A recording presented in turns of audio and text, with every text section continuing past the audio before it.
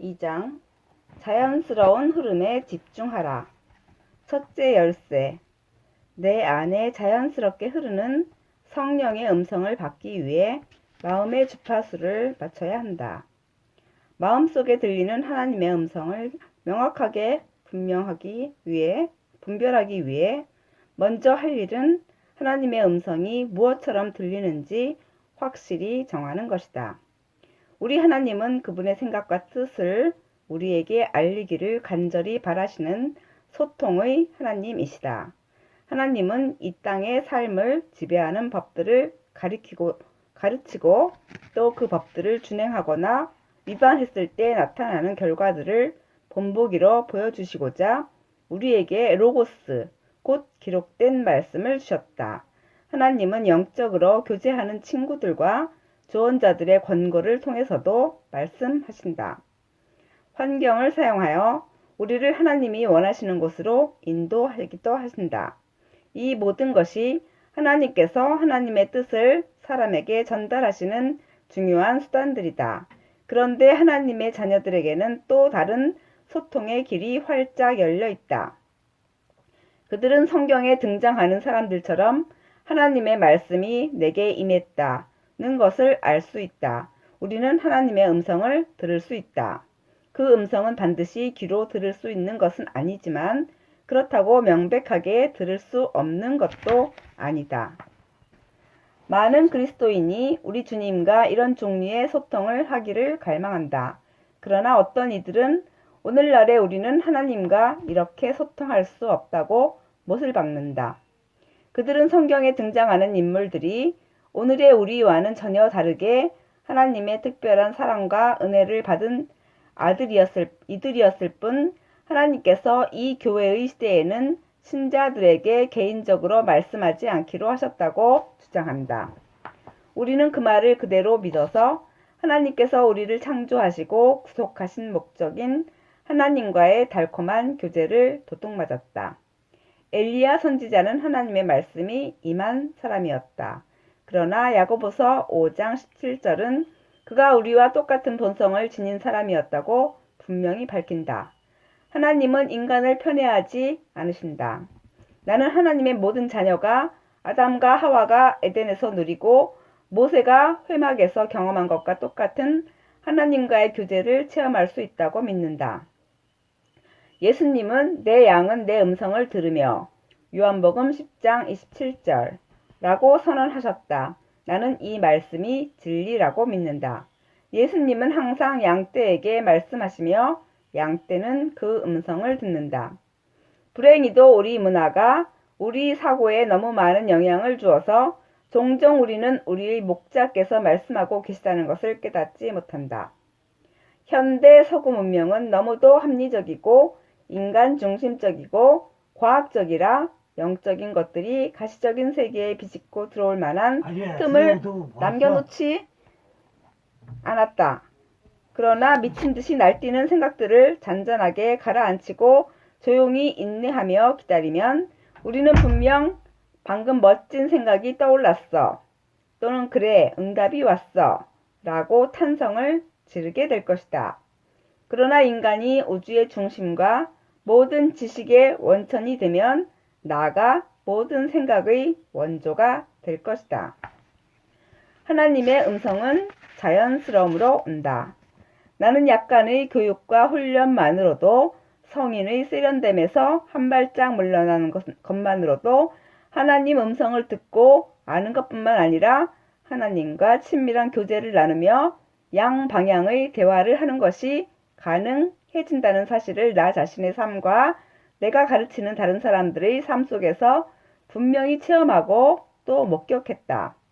아마 당신은 어떻게 하나님의 음성을 분간할 수 있느냐고 물을 것이고 서구의 그리스도인들을 이보다 더 괴롭히는 질문은 없을 것이다. 나도 수년간 이에 대한 해답을 탐색해 왔다. 신약의 신자들이 어떻게 성령의 인도를 받았는지 암시하는 단서들을 찾으려고 성경의 모든 것을 진지하게 탐구했고 하나님의 음성과 성령의 은사에 관한 일체의 서적들을 탐독했다. 그리고 은사들, 특히 말과 관련된 은사들을 발휘하며 성령의 쓰임을 받으려면 하나님의 음성을 분간할 수 있어야 한다는 결론에 이르렀다. 그러나 은사의 본질에 대해 저술한 저자들은 많아도 말과 관련된 은사를 발휘하면서 어떻게 쓰임을 받을 수 있는지 명확하게 가르치는 사람은 하나도 없었다. 그래서 나는 성령의 세미한 음성에 귀를 기울였으나 들리는 것이라고는 내 마음을 분주히 가로지르는 통상적인 생각들 뿐이었다.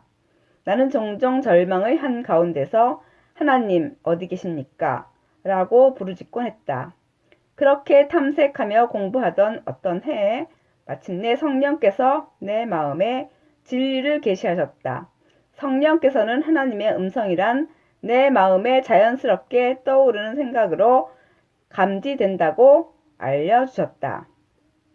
여기서 핵심은 바로 자연스러운 이라는 단어이다. 하나님의 음성은 성령께서 나의 영에 직접 말씀하시는 영과 영이 대면하는 소통이다. 그것은 내 마음에 나타나는 자연적인 생각, 아이디어, 말, 느낌, 환상 등으로 감지된다. 머리와 사고방식에서 나오는 생각들은 분석적이고 경험적 지식에 바탕을 둔 것들이다. 그것들은 내가 논리적으로 추론해낸 것들로서 한 가지 생각에 다른 생각이 논리적으로 뒤따른다. 그러나 마음에서 나오는 생각들은 자연 발생적이다. 그것은 직관적 과정이다. 이제 나는 이것이 하나님의 음성이 실제로 어떻게 들리는지에 대한 참된 정의라는 것에 여러분이 동의하리라 생각한다. 나는 아주 어려운 질문에 매우 간단 명료하게 대답해 드린 것이다. 모든 사람이 매일 자연적인 생각을 한다. 그렇다면 그 모두가 하나님의 음성일까? 자연스러운 생각이 모두 다 당신에게 말씀하시는 성령의 음성인 것은 아니다. 나는 자연스러움은 마음의 차원에서 일어나는 소통이고 분석과 추론은 정신의 차원에서 일어나는 소통이라고 말하고 싶다. 그러므로 머리에서 마음으로 옮겨 귀를 기울이고 싶다면 인지적이고 분석적인 생각에서 자연 발생적인 생각의 흐름으로 옮기고 주파수를 조정해야 한다. 그렇게 해서 마침내 마음에 도달했을 때 나는 내 마음에서 들을 수 있는 음성이 세 가지가 있고 그것들을 구별해야 한다는 것을 깨달았다. 그것은 바로 내 마음의 음성과 성령의 음성과 사탄의 음성이다. 그러므로 나는 여전히 판단하고 분별해야 한다. 하지만 적어도 나의 머리에서 마음으로 옮기기는 했고 그 사실 자체는 서구 문명 속에서 사는 우리 대다수에게 매우 중대한 성과이다.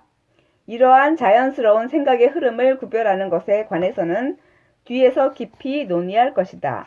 먼저 성경의 적절한 예와 확실한 체험들을 들어 하나님의 음성이 우리 마음에서 무엇처럼 들리는가?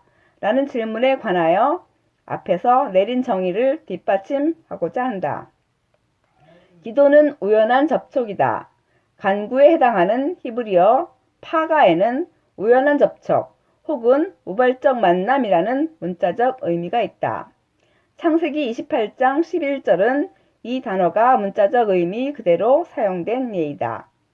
한 곳에 이르러는 해가 진지라 거기서 유숙하려고 그곳에 한 돌을 가져다가 베개로 삼고 거기 누워 자더니 야곱은 외삼촌의 집으로 도망치다가 한 곳에 이르러는 즉 우연히 어떤 곳에 이르러 밤을 지내게 되었다. 그곳을 예약한 적도 없고 자신의 여행 일정에 포함시킨 적도 없었다. 그냥 걷다가 그곳에 이르렀을 뿐이다. 사실 나는 우연히 만나거나 부딪히는 것이 기도나 간구의 정의라는 것을 깨달았을 때 적잖이 당황했다. 당신도 마찬가지일 것이다. 만일 내가 뜬금없이 간구는 우연한 접촉이나 우발적 만남이라고 말한다면 당신은 분명 머리를 긁적이면서 이 사람이 술에 취했나 할 것이다.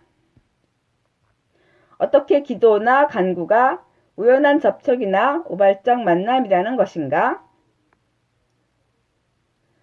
당신이 겪었은즉 경험을 통해 입증해 보이겠다. 운전 중에 문득 어떤 사람의 이름이 떠올라 그를 위해 기도해야 한다고 느낀 적이 있는가?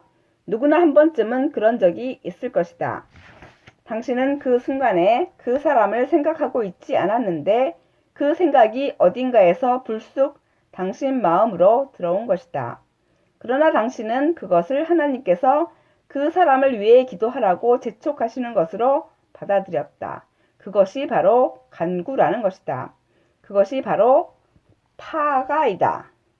어떤 우연한 생각이 우리의 추론 과정과 교차할 때 그 우연한 접촉이 바로 하나님과의 접촉이라는 것이다.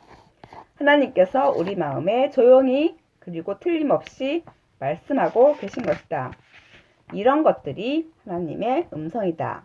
그것은 당신의 생각과 교차하는 우연한 아이디어다. 당신의 통상적인 사유 과정에서 흘러나온 것이 아니라 단지 그냥 당신 마음에 떠오른 생각이다. 하나님에게서 나와서 당신의 마음을 밝혀주는 생각이며 당신의 머리에 자연스럽게 떠오른 생각이다. 내가 이미 나에게 말씀하시는 하나님의 음성을 듣고 있었다니. 그것은 너무나 신나는 발견이었다. 나는 내적인 목소리를 들은 적이 없었지만 나의 사고를 밝혀주는 발상이나 인성들을 의식하고 있었다. 그것들은 그냥 자연스러운 생각으로 나에게 왔다. 그리고 이러한 깨달음은 하나님의 음성을 들으려면 무엇에 귀를 기울여야 하는지 명확하게 가르쳐 주었다. 그래서 지금 나는 하나님의 음성을 들으려고 할 때마다 내 마음에 자연스럽게 떠오르는 생각에 귀를 기울인다. 그리고 이러한 직관적인 생각들을 글로 기록했다가 나중에 다시 읽어보면 그 속에 담긴 놀라운 지혜에 경탄하게 된다. 지금 나는 하나님께서 내게 하시는 말씀을 듣고 있다고 확신한다. 하나님의 음성이 지닌 독특한 특징들. 하나님의 음성은 종종 자연스럽게 떠오른 생각의 흐름처럼 들린다. 물론 하나님께서 언제나 이런 방식으로만 말씀하신다는 뜻은 아니다. 나는 2장의 서두에서 하나님의 뜻을 알 수 있는 몇 가지 다른 방법을 열거했다. 심지어 어떤 때에 하나님은 우리 귀로 들을 수 있는 목소리로 말씀하기도 하신다. 그러나 나는 통상적으로 하나님의 음성이 우리 마음을 밝혀주는 자연스러운 생각의 흐름처럼 들린다는 것을 깨달았다. 하나님께서 불쑥 끼워 넣어주신 생각에는 그것이 정말로 하나님으로부터 나온 것임을 식별하고 확신하도록 도와주는 독특한 특징들이 있다. 자연스러운 나 자신의 생각처럼 들린다. 하나님의 음성은 우리 자신의 생각처럼 들린다. 하지만 하나님께서 우리 마음에 넣어주신 생각들은 분석적이거나 경험적이지 않고 자연 발생적이기 때문에 우리는 그것들이 머리가 아니라 마음에서 온 것임을 분별할 수 있다. 분석적이고 논리적으로 살던 내가 자연스러움 안에서 사는 삶으로 바꾸는 데에는 명확하고도 의도적으로 삶의 초점을 다시 맞추는 과정이 필요했다. 그래서 하나님의 음성을 듣기 시작한 몇 년 동안 이것이 내 삶의 목표였다. 전에는 운전을 하면서도 하루의 일을 고민하고 생각하느라 머리가 복잡했다. 나는 누군가에게 들은 모든 말을 컴퓨터에 기록하여 분석하고 검토했다. 그렇게 늘 분석하며 살았다. 그러나 더는 그렇게 살지 않는다.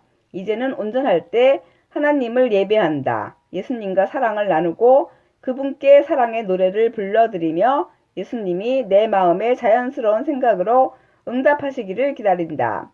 그렇게 나는 내 영혼을 사랑하시는 크신 연인과 그분을 사랑하는 것에 언제나 주파수를 맞춘 상태가 되기 위해 내 삶을 변화시키는 일에 힘썼다. 나는 어떤 문제에 대해 생각하거나 판단할 일이 생겼을 때 자연스러운 생각의 흐름에 귀를 기울이기만 하면 주님께서 놀라운 지혜와 통찰력을 주신다는 것을 깨달았다. 처음에는 그렇게 주님과 교제하는 것이 시간 낭비라고 생각하기도 했고 그렇게 시간을 낭비해버리면 막상 일터에 도착했을 때 필요한 조치를 취할 준비를 갖추지 못할 것 같았다. 하지만 그 반대로 주님은 내가 주님을 사랑할 때 생산성과 창의력, 권위, 사람들의 호의, 믿음과 지혜를 보상으로 제공해 주신다는 것을 가르쳐 주셨다. 자아의 소리에 방해를 받는다. 하나님의 음성은 종종 부드럽고 가볍게 다가오기 때문에 우리의 자아에 쉽게 해방을 받는다. 내가 분석적인 생각이나 나 자신의 의지로 자연스럽고 직관적인 생각의 흐름을 방해하면 하나님은 그 소음보다 더 크게 말씀하지 않으시고 나의 주의를 되돌리려고 하지도 않으신다. 내가 다시 들을 준비가 될 때까지 그저 조용히 기다리신다. 하나님의 음성을 듣는 법을 배울 때 나는 설교하려 드는 나의 목회자 성향이 오히려 극복해야 할 단점인 것을 깨달았다. 한 번은 주님께서 십자가를 지고 자아가 죽는 것에 관해 말씀하기 시작하셨는데 나는 즉시 그건 내가 잘 알지. 그 주제로 설교를 한두 번 한 게 아니거든. 이라고 생각하고는 자아의 죽음에 관하여 내가 아는 것과 믿는 것을 모두 적기 시작했다. 그러다가 내가 무슨 짓을 하고 있는지 문득 깨달았다. 내 머리가 주도권을 쥐고는 자연스러운 생각의 흐름 대신 이성에 귀를 기울이고 있던 것이다. 그 사실을 깨닫자마자 내 생각을 멈추고 직관으로 돌아갔다. 알겠습니다, 주님. 조금 전에 끊어졌던 대목에서부터 다시 시작해 주세요. 자아가 죽는 것에 관해 제게 말씀하시고자 했던 것들을 말씀해 주세요. 그러자 주님께서 그렇게 해 주셨다. 그때 말씀해 주신 것들은 평소 내가 믿고 가르쳤던 것들과 조금 달랐고 그로 말미암아 나는 내 삶과 사역을 재정비할 수 있었다. 혹여 당신이 이런 식으로 주님을 해방하고 있다는 것을 깨달았을 때는 자책하지 말고 아차 하고는 바로 자연스러운 생각의 흐름과 직관으로 돌아가라. 종종 1인칭으로 말씀하시기도 한다. 하나님의 음성은 1인칭으로 들려오기도 한다. 일례로 그분은 내게 마크야 나는 너를 사랑한다 라고 말씀하실 수 있다. 물론 언제나 그런 식으로 말씀하신다는 것은 아니다. 이러한 생각을 하나님의 음성으로 받아들일지 말지는 당신에게 달렸다. 이러한 생각을 하나님으로부터 나온 말씀으로 받아들일 때 당신의 믿음이 도약하고 변화를 이룰 것이다. 하나님께 나아가는 사람은 누구든지 믿음으로 나아가야 한다는 것을 기억하라. 내 생각과 다른 의외의 말씀으로 오기도 한다. 하나님의 음성은 종종 뜻밖의 내용을 함축하고 있다. 이는 그분의 뜻이 우리 자신의 생각과 매우 다르며 훨씬 더 좋다는 의미이다. 하나님의 음성은 우리 생각보다 훨씬 더 지혜롭고 자비로우며 분별력을 지녔고 하나님은 우리 동기에 더 관심을 가지셨다. 예수님이 인간으로서 땅 위에 계실 때 그러셨듯이 때로 하나님께서 우리가 여쭌 질문을 무시하고 문제의 진짜 핵심을 언급하시는 것처럼 보이기도 한다. 처음에 나는 하나님의 음성을 기도일지에 낱낱이 기록하는 것에 대해 의심을 품기도 했고 그 모든 것을 내 생각의 산물로 간주하여 집어던지고 싶던 적도 많았다. 그러나 그것을 다시 읽어보니 내가 기도일지에서 말씀하는 그 인격과 같은 방식으로 삶을 보고 있지 않다는 사실을 깨달을 수 있었다. 나는 문제의 표면을 바라보며 사람들이 하는 말만 듣고 그들의 행위에만 반응한다. 그러나 나의 기도일지에는 마음속을 헤아리고 사람들의 동기를 이해하며 그들의 상처를 치유하고자 하는 바람이 표현되어 있었다. 내 안에 특별한 반응을 일으킨다. 하나님의 음성은 종종 내 안에 특별한 반응을 일으킨다. 하나님의 음성을 받을 때 나는 종종 감격, 확신, 믿음, 생동하는 삶, 경외심, 평안을 느끼곤 한다. 내 영혼에 생동감이 느껴지거나 내가 예수님의 짐을 나눠서 지고 있다는 느낌이 들 때도 많다. 실행력이 있다. 하나님이 하신 말씀은 그것을 실행할 수 있는 능력을 지니고 있다. 주님의 멍에는 쉽고 주님의 짐은 가볍다. 주님의 뜻은 우리를 속박과 굴레 아래 놓는 것이 아니라 만족과 기쁨으로 데려가시는 것이다. 우리에게 어려운 것을 요구하시더라도 주님은 그것을 감당할 능력을 함께 주신다. 따라서 주님께 기꺼이 순종하면 주님의 은혜가 우리를 관통하여 흘러 주님의 뜻을 성취하게 하실 것이다. 하나님의 영은 하나님의 말씀과 함께 다니시며 하나님의 뜻을 이루신다. 나의 생각이 아닌 것들, 영적 감각은 사용할수록 훈련되어서 당신은 시간이 흐를수록 하나님께서 말씀하시는 것을 더 쉽게 더 자주 듣게 될 것이다. 처음에 당신은 하나님께서 당신 마음에 끼워 넣으신 생각들과 당신 자신의 머리에서 나온 분석적인 생각들을 구별하는 법을 배워야 할 것이다.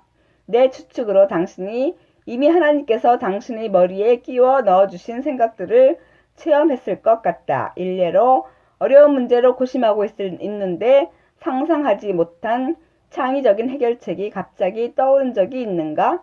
그럴 때 당신은 어쩌면 그 모든 공을 자신에게 돌리고 스스로 등을 토닥이며 내가 그렇게 멍청하지는 않네 라고 했을지도 모른다. 그러나 나는 어려운 문제에 대해 머리에 떠오르는 그런 자연스럽고 창의적인 해결책은 결코 내게서 나오지 않는다는 것을 발견했다. 그것들은 하나님께서 내 안에 말씀하신 하나님의 것들이다. 이제는 그런 것들을 나의 공으로 여기는 대신 하나님께 영광을 돌린다. 당신은 또 다른 유형의 체험도 했을 것이다. 열심히 기도하는 중에 쓰레기 같은 생각들이 떠올라 기도를 더럽힌 적이 있는가? 아마 당신은 그런 생각들을 자신의 책임으로 돌리고 당혹스러워하면서 죄책감을 느꼈을 것이다. 나는 그것들도 당신의 생각이 아니라고 말하고 싶다. 그런 생각들은 당신의 기도를 망쳐 놓으려고 사탄이 찾아낸 것이다. 다시 말하지만 그러한 생각들을 당신의 책임으로 돌리며 죄책감에 빠지거나 부끄러움을 느껴서는 안 된다. 나는 그런 생각이 들 때 사탄을 향해 나는 지금 기도하는 중이니 나의 쓰레기 같은 생각을 갖고 너희 쓰레기 같은 생각을 갖고 속히 사라져라 라고 예수님의 이름으로 명한다. 그런 다음 예수님께 생각을 돌리면 내 마음과 생각에 놀라운 자유가 흐르는 것을 느끼게 된다. 나는 마음에 자연스럽게 흐르는 좋은 생각이나 악한 생각을 나의 것으로 돌리지 않는 법을 배웠다. 나는 좋은 생각에 대해서는 하나님께 공을 돌리고 악한 생각에 대해서는 사탄에게 책임을 돌린다. 레마의 능력. 성령께서 우리 마음에 그리고 우리를 통해 말씀하신 하나님 말씀에 수반되는 능력에 대한 성경의 증거는 실로 놀랍다. 몇 가지 예를 살펴보자. 생산력. 어느 날 아침 어부 시몬이 게네사렛 호숫가에서 그물을 씻고 있었다. 밤새 그물을 내렸지만 한 마리도 잡지 못해 무척이나 피곤하고 낙심한 채였다. 실패감과 우울함에 젖어 있던 시몬은 그 선생이 근처에서 말씀을 전하는 것도 한마디라도 더 들으려는 떠들썩한 군중들의 소동에 밀려 호숫가로 내려온 것도 알아차리지 못했다. 그래서 그 선생이 멀리서 걸어와 배에 올랐을 때 깜짝 놀라 바라보지 않을 수 없었다. 시몬은 자기 배에서 당장 내려오라고 요구할 참이었지만 그 선생이 먼저 말을 걸면서 군중들에게 용이하게 말씀을 전할 수 있게 배를 육지에서 조금 떼어놓으라고 요청했다. 시몬은 퉁명스럽게 거절하려다가 그 선생을 열정적으로 따르는 군중들을 보고 생각했다. 대체 이 사람이 어디에 끌려서들 저러지? 직접 알아봐야겠군. 어차피 오늘은 시장에 내다 팔 생선도 없잖아. 그래서 그는 그 선생의 요청대로 했다. 시몬은 자신의 배에 앉아 시간 가는 줄 모르고 그 선생의 말을 경청했다. 그런데 그 선생의 가르침은 너무도 놀라웠다. 시몬은 골똘히 생각에 잠겼다. 저 말들이 정말일까? 하나님의 왕국에 나 같은 놈을 위한 자리가 있을 수 있을까? 여호와 하나님이 나처럼 거칠고 충동적이고 천한 놈을 정말로 사랑하시는 걸까? 어느새 그 선생의 가르침이 끝났다. 그런데 그 선생이 시몬을 바라보며 깊은 데로 가서 그물을 내려 고기를 잡으라고 했다. 그 말씀에 깜짝 놀라 냉혹한 현실로 돌아온 시몬은 진저리를 치며 대답했다. 선생님, 우리들이 밤이 새도록 수고했지만 잡은 것이 없습니다. 순간 방금 들었던 그 선생의 말씀에 능력이 실려 있었다는 사실이 시몬의 뇌리를 스치고 지나가서 그는 하지만 말씀을 의지하여 그물을 내리겠습니다 하고는 깊은 데로 배를 몰았다. 그의 신호를 따라 동료들이 그물을 내리자 누군가가 보이지 않는 손으로 신호라도 보낸 것처럼 갑자기 물고기들이 그물 안에서 퍼덕이기 시작했고 곧 그물이 찢어질 정도로 팽창했다.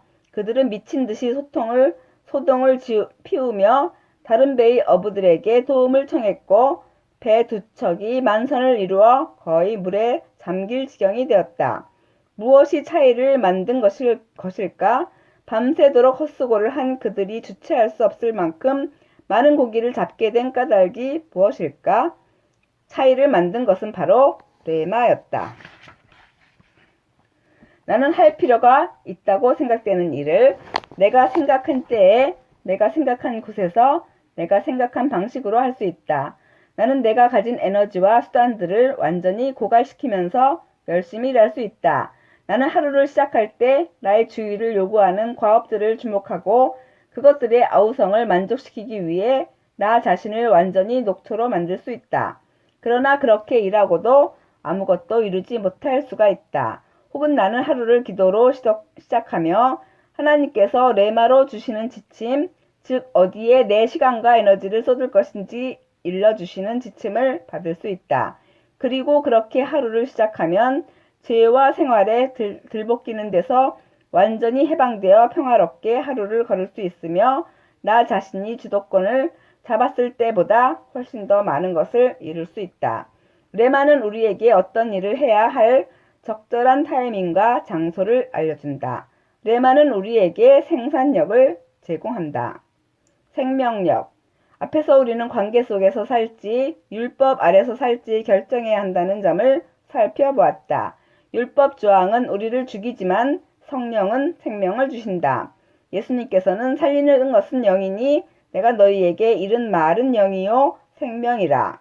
요한복음 6장 63절 라고 말씀하셨다. 누군가가 당신에게 레마를 말할 때 당신은 당신의 영이 높이 늘리는 것과 하나님의 생명이 당신을 관통하며 흐르는 것을 느끼게 된다. 하나님의 말씀은 우리를 속박과 죽음 아래로 데려가는 율법으로 선포될 수도 있고 또 자유와 생명으로 데려가는 성령의 능력 안에서 선포될 수도 있다. 그 차이는 단순한 강조점, 즉 부활하신 그리스도의 능력이 우리에게 자유와 생명을 주는 일을 하고 있다는 진리를 명백히 선포하느냐 그렇지 않느냐에 있다. 어떤 설교자가 하나님 앞에서 올바로 서기 위해 순종해야 할 규칙만을 전할 때 하나님의 말씀은 단순한 율법으로 축소되겠지만 똑같은 말씀이라도 성령의 기름 부음 아래서 우리에게 활짝 열릴 때는 우리 안에 그리스도의 영광을 보여주며 죄와 사망의 권세에서 우리를 해방시킬 것이다. 권위 있는 가르침. 예수께서 가르치실 때에는 유대인들은 깜짝 놀랐다. 큰 권세로 가르치셨기 때문이었다. 예수님은 어디서 그런 권세를 얻은 것일까? 그것은 예수님 자신의 신적인 권세가 아니었다. 예수께서 인간이 되셨을 때 자신을 온전히 비우셨고 신성의 모든 권세와 특권을 내려놓으셨다고 빌립보서 2장이 명확하게 밝히고 있기 때문이다. 예수님 말씀의 권세의 비밀은 무엇이었을까? 요한복음 14장은 예수께서 스스로 말씀하신 것이 아니라 아버지께서 예수님 안에 거하고 계셨다고 분명히 밝힌다. 그렇다. 예수께서 하신 말씀들은 예수님께 주어진 레마, 즉 예수께서 아버지 면전에서 친밀하게 교제하며 받으신 레마였다. 예수님의 가르침이 강력한 능력과 권세를 나타낸 것은 예수께서 아버지께 말씀을 받아 가르쳤기 때문이었다. 이 진리는 오늘의 신자들에게도 그대로 적용된다. 내가 상담을 하거나 가르치면서 하나님께 들은 레마를 말할 때 사람들의 삶을 변화시키는 권세와 능력이 나타난다. 나는 이것이 바로 성령의 기름 부음이라고 믿는다. 레마는 권위 있는 가르침을 낳는다. 온전한 소망. 너희가 내 안에 거하고 내 말이 너희 안에 거하면 무엇이든지 원하는 대로 구하라. 그리하면 이루리라. 요한복음 15장 7절. 누구든지 하나님의 음성을 듣고 순종하면서 하나님과의 관계 안에서 살면 언제든지 구하는 것을 받을 것이다. 요한복음의 이 말씀은 시편 37편 4절 말씀을 상기시킨다. 또 여호와를 기뻐하라. 그가 내 마음의 소원을 내게 이루어 주시리로다. 위의 두 구절은 각각 전반부가 후반부의 열쇠가 된다. 우리의 주님만을 기뻐하면 주님과 함께하는 것과 주님을 기쁘시게 하는 것을 가장 큰 기쁨으로 삼으면 당연히 우리 마음의 소망은 오직 주님을 기쁘시게 하는 것이 될 것이다. 주님이 주시는 레마가 우리 안에 거하면 그 불이 우리 안에서 일하기 시작할 것이고 그럴 때 우리는 주님의 것이 아닌 일체의 소망으로부터 깨끗해지고 정결해져서 오직 주님이 소망하시는 것을 소망으로 삼을 것이다. 어거스틴은 모든 신자를 향해 하나님을 사랑하라 그리고 내가 기뻐하는 대로 행하라고 권고했다. 그것은 방종한 죄를 허락한 것이 아니라 우리가 진정으로 하나님을 사랑하면 당연히 하나님의 뜻을 행하는 것을 기뻐할 것이라고 선언한 진술이다. 믿음을 일으킴. 레마가 가져오는 가장 중요하고 의미심장한 결과는 바로 레마가 믿음을 가져온다는 것이다. 로마서 10장 17절은 사람들에게 잘 알려졌지만 제대로 이해되지 못한 구절의 하나이다. 그러므로 믿음은 들음에서 나며 들음은 그리스도의 말씀으로 말미암았느니라. 믿음은 하나님의 주도권의 결과이다. 그리스도께서 우리에게 하시는 말씀을 들을 때 우리 마음에서 믿음이 활활 타오르게 된다. 아마 당신은 이미 이런 것을 체험했을 것이다. 당신은 시련이나 문제에 직면하여 하나님을 신뢰하기를 바란다. 당신은 그분의 약속을 잘 알고 있고 또 그분이 약속을 지킬 수 있다는 것도 잘 알고 있지만 과연 당신을 위해 그런 일을 해 주실지는 잘 모르겠다. 그런데 어느 날 성경을 읽거나 기도하거나 설교를 듣는 중에 갑자기 구체적인 말씀이 마음에 다가온다. 하나님께서 당신을 위해 달려오고 계시는 느낌이다. 당신에게 믿음은 더 이상 정신적인 활동이나 영적인 훈련이 아니다. 이제 믿음은 살아 생동하는 현실이 된다. 당신은 더 이상 믿으려고 애쓰지 않는다. 당신은 하나님을 확신하는 복된 안식에 들어간다. 그렇다. 레마는 믿음을 낳는다. 그러므로 의심이 마음을 파고들어 믿음이 약해질 때 하나님의 기록된 말씀을 의지할 뿐 아니라 기도하며 아버지의 말씀을 당신의 심령에 말씀해 달라고 간절히 구해야 한다. 아버지께서 말씀해 주실 때 믿음이 당신 안에서 강력한 폭발을 일으킬 것이다. 그러니 어디로 가야 할지 무엇을 해야 할지 모를 때 하나님에게서 오는 레마를 들어라. 강력한 능력의 믿음으로 들어가기를 원하는가? 그렇다면 당신 안에서 역사하시는 성령의 증거인 레마에 반응하여 발걸음을 옮겨라. 머리와 마음의 균형. 지금까지 하나님의 음성이 종종 우리 마음에 떠오르는 자연스러운 생각을 통하여 흐른다고 말했기 때문에 당신은 내가 머리를 던져버리라고 권하리라 생각할지 모른다. 절대 그렇지 않다. 하나님은 우리에게 마음도 주셨지만 또한 머리도 주셨다. 그러므로 둘 중 어느 하나를 가볍게 여겨도 안 되고 지나치게 남용해도 안 된다. 이 둘은 전능하신 하나님께서 우리에게 주신 선물로 나름의 자리를 갖고 있다. 우리 문화에서는 본질적으로 머리를 우상화하고 마음을 멸시하는 경향이 있다. 우리는 머리를 우상화한 것과 마음을 가볍게 여긴 것을 회개하고 그 두 가지가 삶에서 균형을 이루게 해달라고 하나님께 구해야 한다. 사실 이것이 바로 내가 해야 했던 것이다. 회개는 변화의 토대를 제공한다. 하나님은 우리 각자가 균형 잡힌 삶을 살기를 바라시며 또 우리 각자의 삶을 그렇게 만드실 능력을 가지셨다.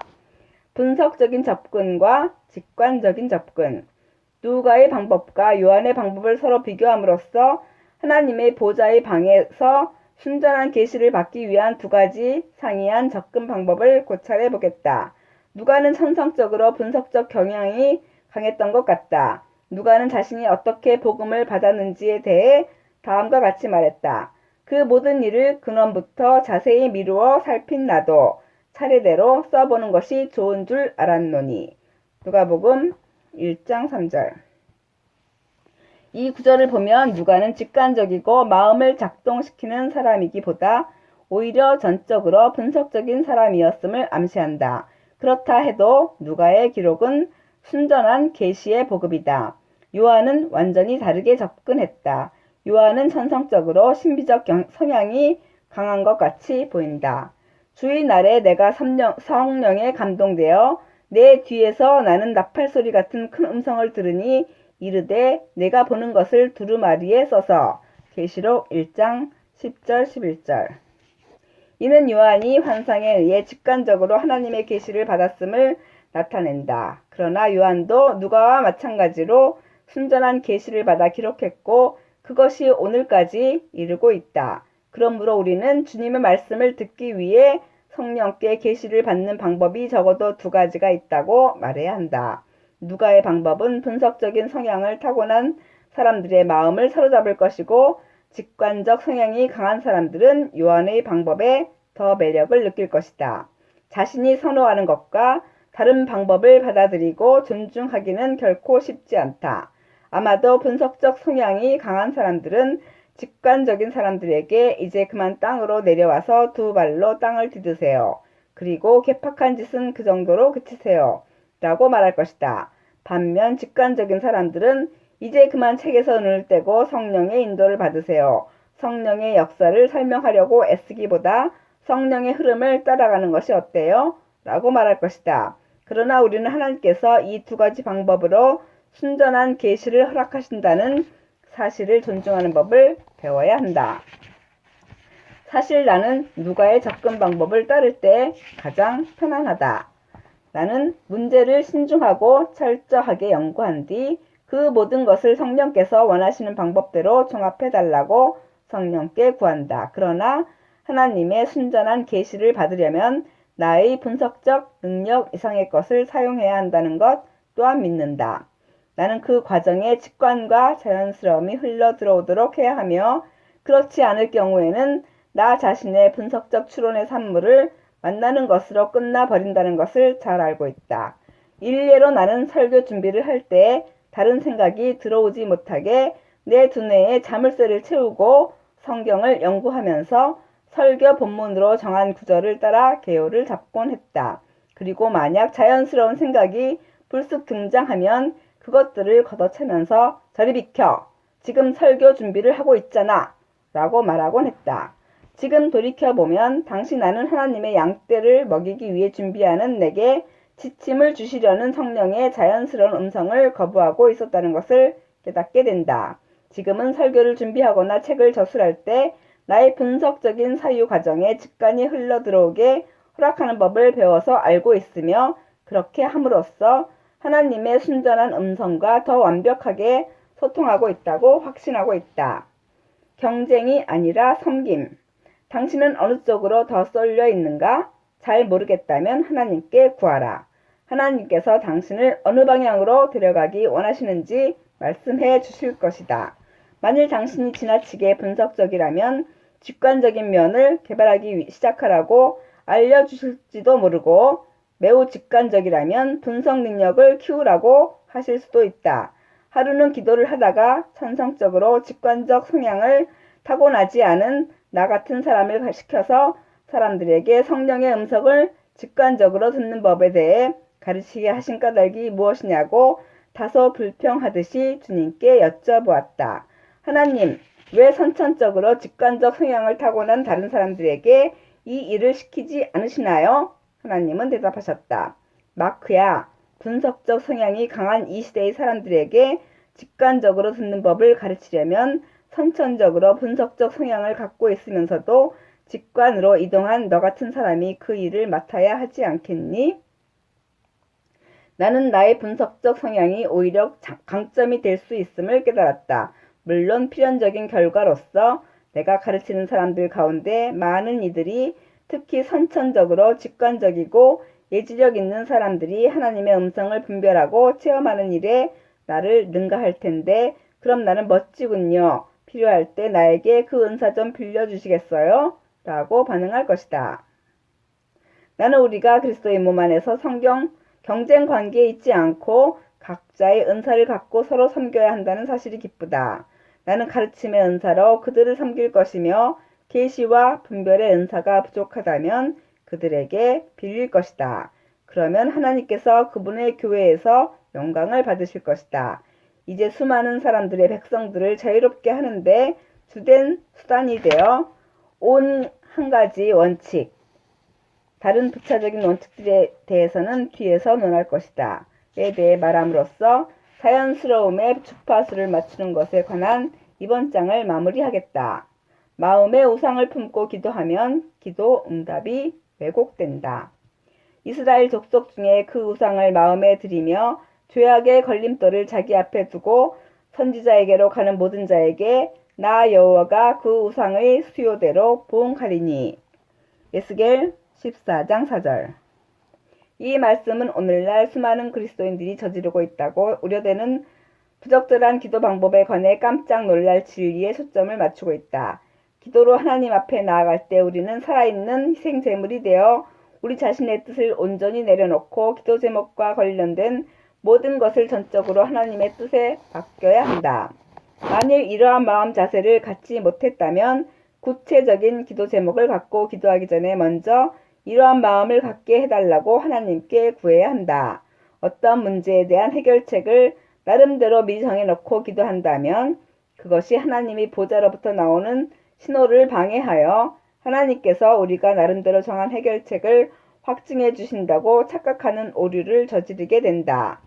어떤 문제에 관해 기도할 때 하나님보다 그 문제 자체를 더 바라보고 의식하면 우리가 기도 응답이라고 생각하는 그것이 하나님에게서 나온 것이 아니라 우리 자신에게서 나온 것이 된다는 말이다. 반대로 문제보다 하나님을 바라보고 의식하면 하나님에게서 응답이 올 것이고 그 응답은 자신의 욕망으로 오염되지 않은 하나님의 순전한 계시일 것이다.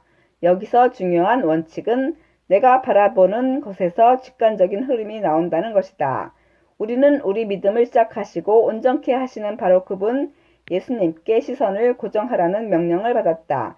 그렇게 할 때라야 우리의 시야는 순전해질 것이다. 민수기 22장의 발람 이야기는 선견자라 하더라도 스스로 자신의 시야를 흐려 해로운 지침을 받을 수 있다는 사실을 가르치는 좋은 예이다. 이스라엘 백성들이 모압에 이르자 이에 위협을 느낀 모압 왕 발락이 선견자 발람에게 신하들을 보내 자기에게 와서 이스라엘 백성들을 저주해달라고 청했다. 이에 발람이 어떻게 해야 할지 하나님께 묻자 하나님은 너는 그들과 함께 가지도 말고 그 백성을 저주하지도 말라. 그들은 복을 받은 자들이니라. 민수기 22장 12절 라고 명확히 대답해 주셨다. 발람이 가지 않겠다고 하자 발락은 이번에는 더 높은 고관들을 보내 자기에게 와서 이스라엘 백성들을 저주해 주기만 하면 크게 높여주고 무엇이든지 요구하는 대로 들어주겠다고 제안했다.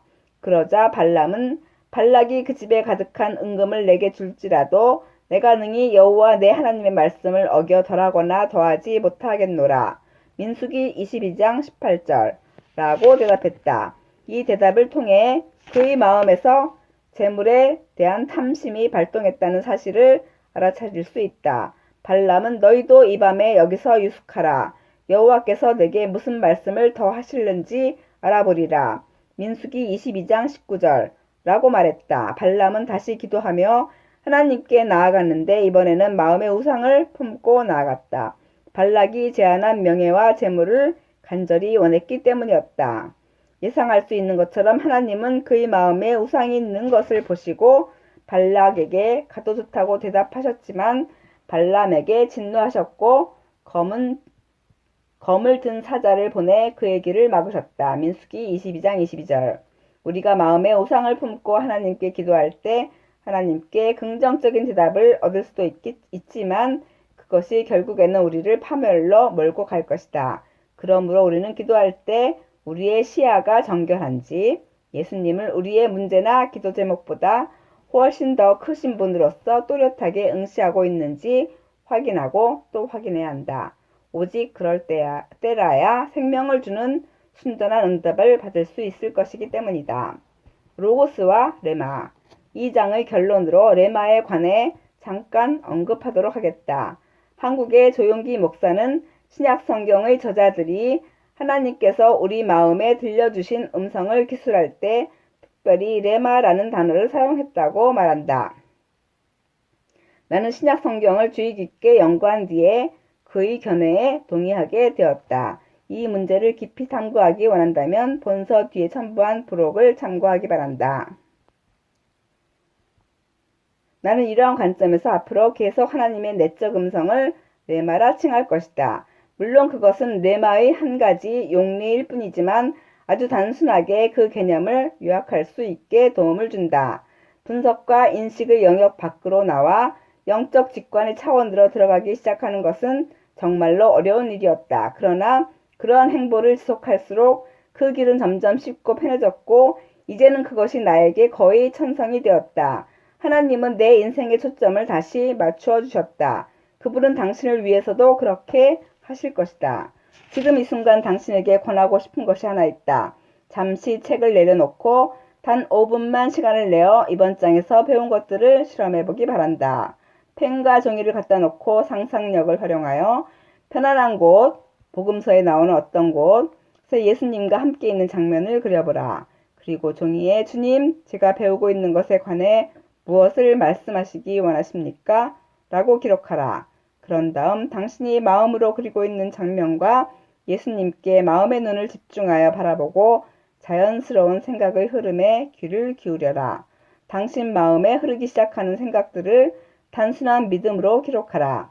일단은 그 생각들에 이의를 제기하거나 의심하지 말라. 어린아이 같은 단순한 믿음으로 그것들을 받아들이고 그것들이 흐르는 대로 기록하라. 이것은 그저 실험이라는 것을 기억하라. 5분 정도가 지나 생각의 흐름이 끝나면 당신이 기록한 것들을 성경에 비추어 검사해보라. 그것들이 성경과 일치하는가? 그것들이 하나님께서 당신에게 말씀하기 원하시는 음성처럼 들리는가? 이러한 간단한 연습을 반복하면 당신이 하나님과 대화하기 시작하고 있다는 놀라운 사실을 발견하게 될 것이다.